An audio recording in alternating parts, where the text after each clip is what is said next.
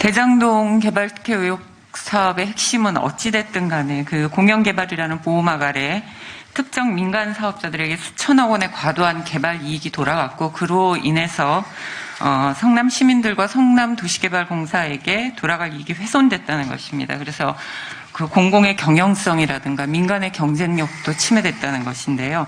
이 일련의 과정에 유동규 전 성남개발공사 기획본부장이 핵심 인물입니다.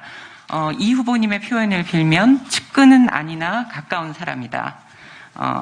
그리고 이 유 전 본부장을 비롯한 대장동 4인방의 핵심 혐의가 바로 배임입니다. 성남도시개발공사도 자체 조사를 통해서 이 민간 사업자들을 배임 공범이라고 판단을 했고요. 질문 드리겠습니다. 대장동 개발 사업 인허가권자로서 이 유동규 전 본부장의 윗선 의혹 등 배임 논란에서 자유롭지 않다는 지적 많이 나오고 있습니다. 어떻게 생각하십니까? 어쨌든 행정 책임자 입장에서 이 행정 목적을 달성하는 과정에서 발생한 문제들에 대해서는 당연히 책임을 져야 됩니다. 그 점에 대해서는 제가 그 이전에도 몇 차례 반복적으로 제가 인사권자로서 또 행정 책임자로서 일선 구성원의 이런 일탈 행위에 대해서는 사과드린다는 말씀을 제가 드렸습니다. 그런데 그와 관련해서 우리 구혜영 패널께서 말씀하신 부분에 대해서는 약간의 질문 속에 제가 동의할 수 없는 부분들이 있기 때문에 이제 반론 말씀을 잠깐 드리도록 하겠습니다. 지금 부산의 LCT라고 하는 게 대표적으로 이제 대비되는 사건입니다. 그리고 중앙정부와 당시 국민의힘 그 정치권 그리고 성남시의 다수 의석을 차지한 국민의힘 의회는 공공개발을 하지 말고 다 민간의 개발을 맡겨서 무슨 일부 환수 이런 거 절대 안 된다. 무조건 민간에 100% 이익을 귀속하게 하라라는 게 요구였습니다.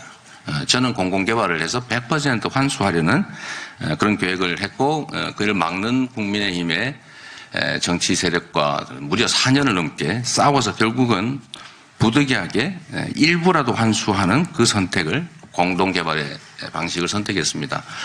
만약에 공동개발을 통해서 100%를 환수하지 못하고 70%를 당시 예상이 70%를 환수했는데 그게 만약에 문제라면 공공개발을 막아가지고 민간개발을 강요하고 또 민간개발이 100%의 개발 이익을 차지하는 방식은 이거는 배임죄가 아니면 그럼 반역죄냐라는 의문을 하나 말씀드리고 싶습니다.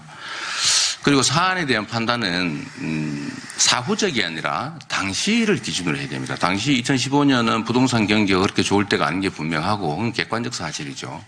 그 후에도 계속 미분양이 늘어나는 상황에서 당시의 전문적 조사 결과 성남시의 1차 현물 배당으로 2,500억 원에 해당되는 1공단, 본시가지의 1공단 조성비를 부담하고도 3,600억 정도가 남는데 그중에서 또 2차 현금 배당으로 저희가 1,822억을 맡기로 했기 때문에 그 당시 예상이익의 69%를 확정적으로 사전에 확보했습니다. 그 후에 예를 들어 부동산 경기가 나빠지면 아마 투자자들은 손실을 받겠죠.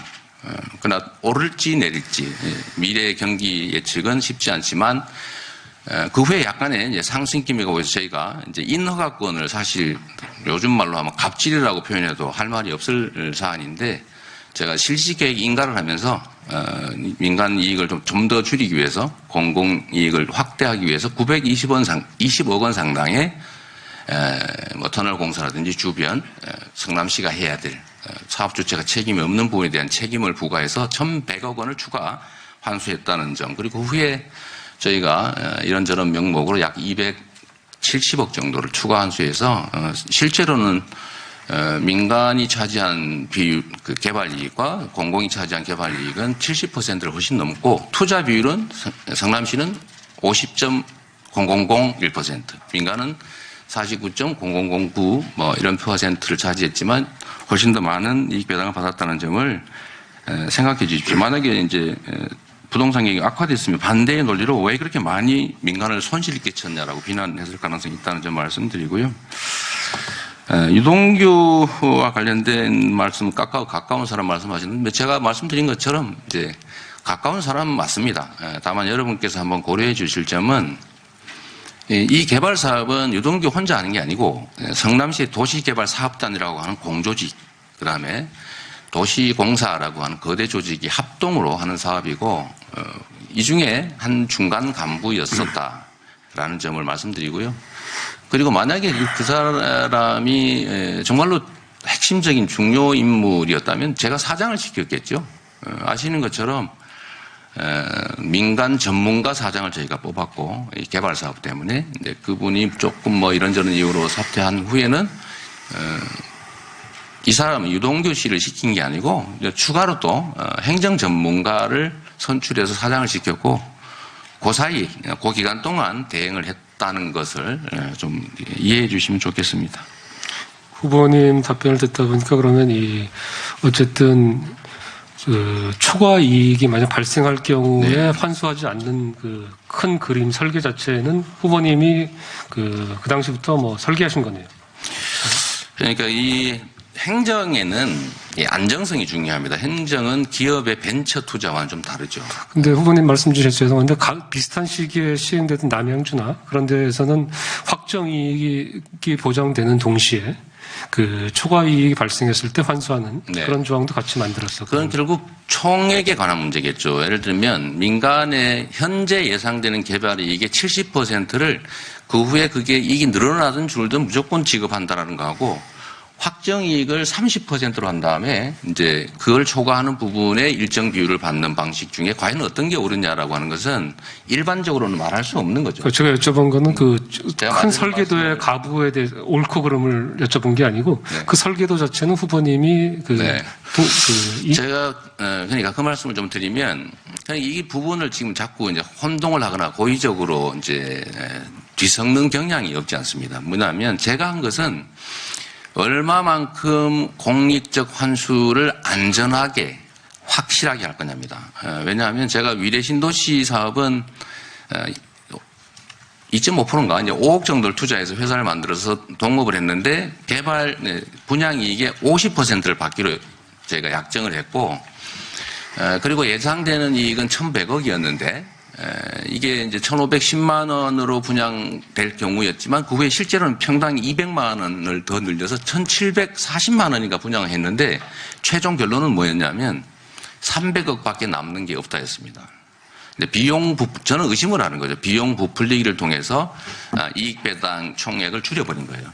이건 얼마든지 가능합니다. 그래서 그런 경험 때문에 부정부패와 부당거래의 가능성이 있어서 최대치로 고정적으로 확보하라라고 하는 게 저희 시에서 정한 방침이었다는 말씀 드리고요.